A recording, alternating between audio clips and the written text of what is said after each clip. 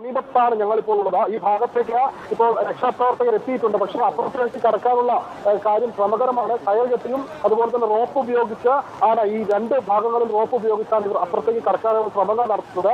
ഏതായാലും മുണ്ടക്കൈ ശ്രീവാടി റിസോർട്ടിൽ കുടുങ്ങി കിടക്കുന്ന 100 പേരെ രക്ഷിക്കുവാനായി കൽപ്പറ്റ MLA ടി സിദ്ദിഖ് ഇപ്പോൾ ഇടപെട്ടിട്ടുണ്ട്. MLA-യും കളക്ടറുമായി MLA-യോട് നമുക്ക് പറയണം. അതായത് ഇപ്പോൾ ഈ മുണ്ടക്കൈ സ്കൂളിനോട് ചേർന്നുള്ള ഭാഗത്ത് മണ്ണിടിഞ്ഞു വന്ന ഭാഗത്ത് ചെളിയിൽ പൂണ്ട് ഒരാൾ ഇപ്പോൾ സഹായത്തിന് വേണ്ടി അഭ്യർത്ഥിക്കുന്നുവെന്നാണ് അവിടുത്തെ മുണ്ടകൈ പഞ്ചായത്ത് അംഗം രാഘവൻ നമ്മളോട് പറഞ്ഞത്. നമുക്ക് അദ്ദേഹത്തെ രക്ഷിച്ചെടുക്കേണ്ടതുണ്ട്. അവിടെ രക്ഷാപ്രവർത്തകരുണ്ടെങ്കിൽ ദീപക് ആ ഭാഗത്തേക്ക് പോകാൻ കഴിയുമെങ്കിൽ അവരോടൊന്ന് പറയുമോ? ഈ സ്കൂളിൻ്റെ തൊട്ടടുത്തുള്ളൊരു ഭാഗമാണ് അവിടെ നിൽക്കുന്നത്. അവിടെ രാഘവൻ അടക്കമുള്ളവർ അതിൻ്റെ മറുകരയിലുണ്ട്. പക്ഷേ അവർക്ക് അവിടെ ഇറങ്ങാൻ കഴിയുന്നില്ല. മുട്ടോളം അല്ലെങ്കിൽ ശരീരം പൂർണ്ണമായും താഴ്ന്നു പോകുന്ന വലിയ ചെളിയുണ്ട്. അനങ്ങിയാൽ താഴ്ന്നു പോകുന്ന ചെളിയാണ്. അതുകൊണ്ട് അവിടുന്ന് അങ്ങോട്ടും ഇങ്ങോട്ടും നീങ്ങാൻ പോലും കഴിയുന്നില്ല.